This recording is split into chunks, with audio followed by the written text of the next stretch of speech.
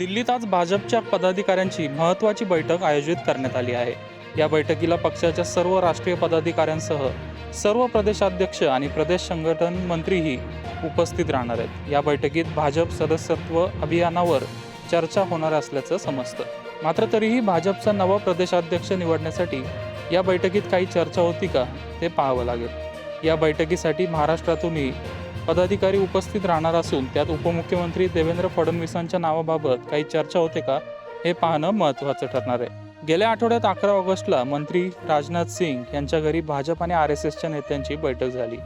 सुमारे 5 तास चाललेल्या या बैठकीत भाजपच्या नूतन अध्यक्षांबाबत चर्चा झाली. या बैठकीत राजनाथ यांच्याशिवाय गृहमंत्री अमित शहा, आरोग्यमंत्री JP नड्डा, RSSचे सरचिटणीस दत्तात्रय होसाबळे आणि RSSचे संयुक्त सरचिटणीस अरुण कुमार उपस्थित होते.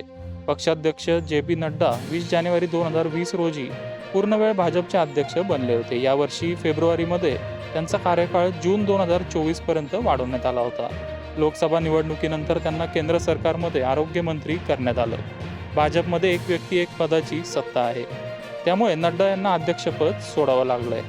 या विषयावर या बैठकीत चर्चा झाल्याच्या शक्यता आहेत. उपमुख्यमंत्री देवेंद्र फडणवीस यांना भाजप राष्ट्रीय अध्यक्ष बनवेल अशा चर्चा गेल्या काही दिवसांपासून चालू आहेत. RSSनेही त्यांच्या नावाला हिरवा कंदील दाखवल्याचं बोललं जात आहे. फडणवीस केंद्रीय राजकारणात जाऊन भाजपचे नवे अध्यक्ष होणार का असा प्रश्न उपस्थित होतोय.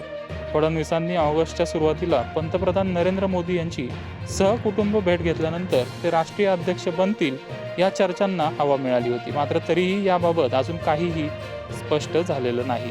फडणवीस राष्ट्रीय अध्यक्ष होतील अशा चर्चा चालू झाल्या असल्या तरी भाजपचं महाराष्ट्रात काय हा प्रश्न पुढे येतो.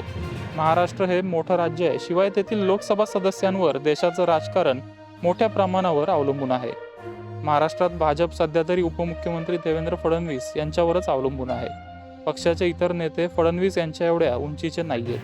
भाजपने त्यांना केंद्रात घेतलं तर फडणवीसांच्या जागी येणाऱ्या नेत्याला तयारीला गती देण्यासाठी फारच कमी वेळ मिळेल असाही प्रश्न उपस्थित होतोय. त्यामुळे सध्या तरी विधानसभा निवडणुकीपूर्वी भाजप फडणवीसांना केंद्रात घेण्याचा विचार करणार नाही अशाच शक्यता आहे.